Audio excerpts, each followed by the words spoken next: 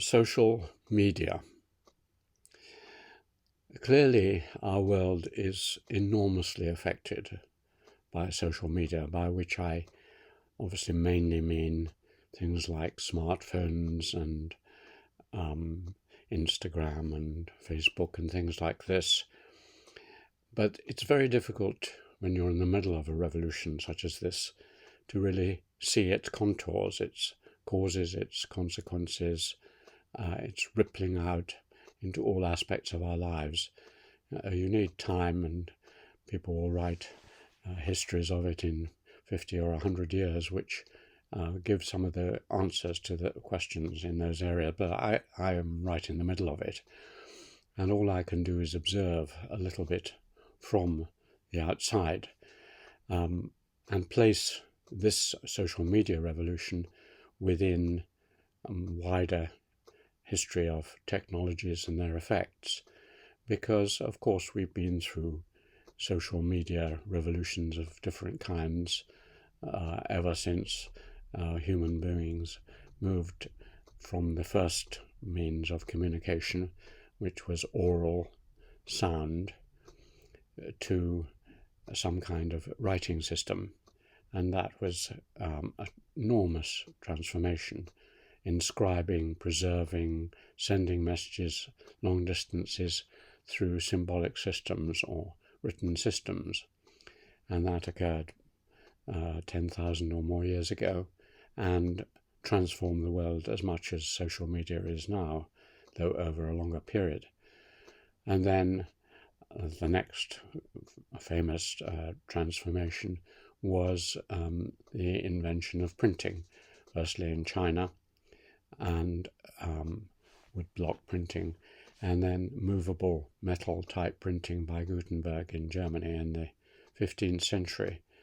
And that Gutenberg galaxy, as McLuhan calls it, has totally transformed our lives.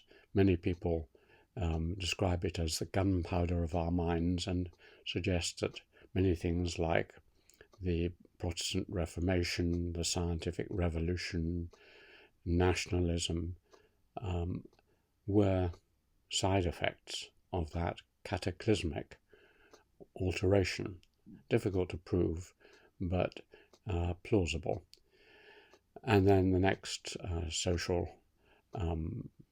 revolution in communications was in the 19th century, when you had the invention of photography in the 1830s, where you could have a machine to establish an exact replica, a largely exact replica of reality, and imprint it on some medium, on a plate, glass plate or paper, whatever.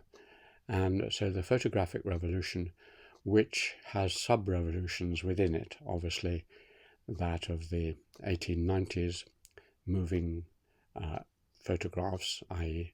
film, is one of them.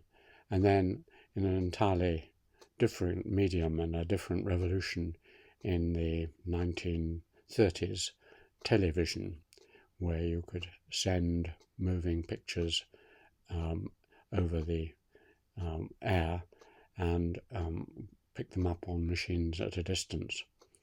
And those series of photographic revolutions also changed our attitudes to war, photojournalism, changed our attitudes to consumption, advertising, and rippled out in 1,000 invisible ways. And I was born and brought up in the aftermath of that. I remember the first television that our family had in our home as late as the 1960s, though I'd first seen it, and that seems appropriate to mention, at the coronation of Queen Elizabeth II, who died 2 days ago. And in 1953 we were assembled in the hall at my preparatory school, and they brought in probably not a very large television, so we couldn't see much, but there it was, this extraordinary innovation. We could see something happening in London. So each of those has had a vast effect, and we can now see that. And then in the very recent past, in the last 30 years, with the development of the internet and the World Wide Web from 1992, and then the development of higher bandwidth and better communications from only 20 years ago, about 2002, is when many of the social media began. Around that time, Facebook, and a little later YouTube, and so on. And then smartphones even later, probably about 2000, I guess, 2006-07, the first really efficient smartphones, which basically bring together all the possibilities into a little thing that you can carry around in your pocket. And that final culmination of bringing together the power of the computer and the power of film has transformed many, many people's lives.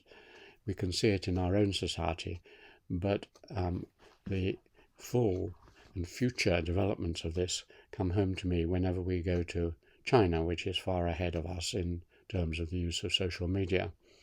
Their WeChat system, for instance, is much more powerful than anything I've seen in the West, because it brings together banking and shopping and leisure and games and entertainment and a very efficient conversation, both visual and in sound. So it's a phone and a computer and all the different media in one, and it's a very powerful application. And as a result, most Chinese don't carry money now, or many don't, because you don't need it. You pay with Alipay or one of the systems there, and you don't need to worry about transport. You just go to where you want to get a mobile camera and put in a message, and not a camera, a cab, and along it comes. I was amazed when I suddenly had a headache at a dinner party, and my friend said, "Oh, well, we'll get you some medicine." I thought they were going to go out to the shop, and they just dialed a number, and within about 20 minutes someone came in with a bottle of medicine. So it's absolutely transformed life and is incredibly important, because China is very spread out, and it's transformed the marketing system, so little firms in the countryside can sell through the online systems.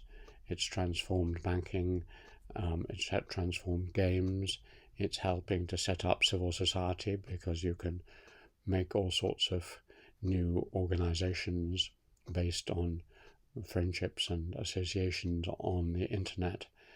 And it's making China a more open and liberal society.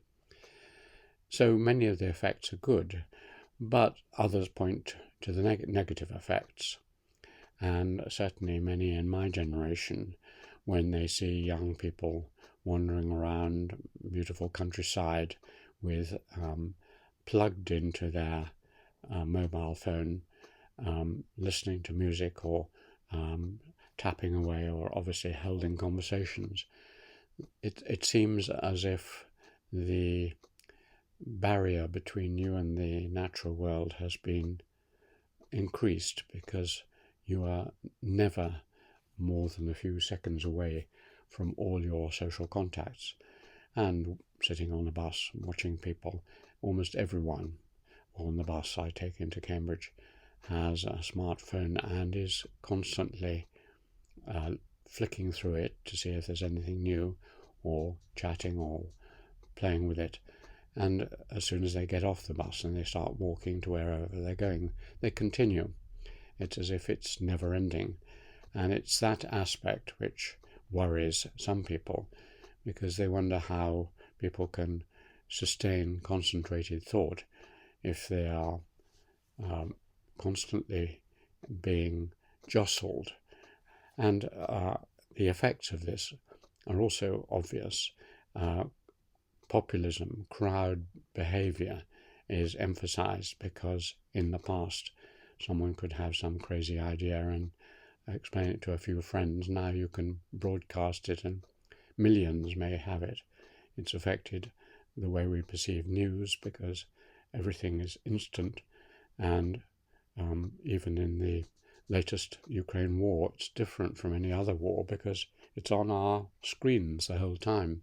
People with smartphones in underground shelters can send out pictures of the situation they're in.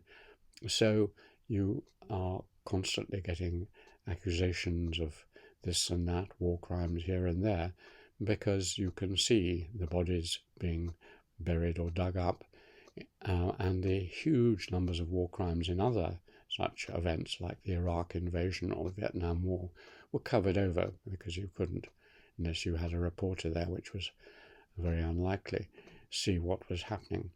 So just as the newspaper and print technology brought home to the British the ghastly natures of wars, the first one reported perhaps the Crimean War, so the mobile phones are changing our perceptions of war and famine too.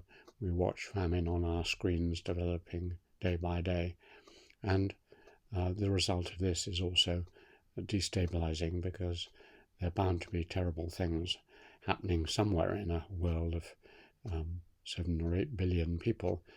And so since news seems to think that we prefer grisly and ghastly things, every time we turn on Al Jazeera or the BBC or whatever, we come up with a succession of tragedies about which we can do nothing. So we feel both sorrow, frustration, anger, and helplessness. So social media is enhancing our world, incredibly useful.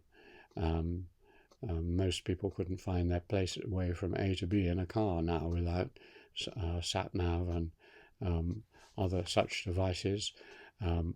It's made it possible to arrange to see people and know that you'll know where they are. It's made it possible to do this talk that I'm doing now, and lots of new opportunities because of it. But also it fragments and alienates our lives in many ways.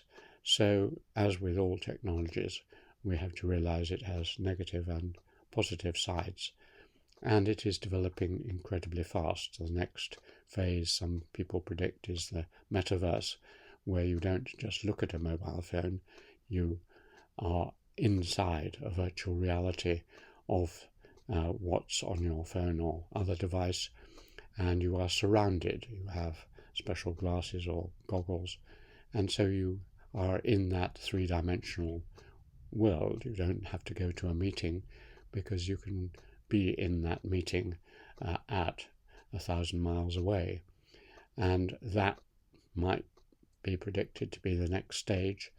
And then the stage after that is, why have this on goggles?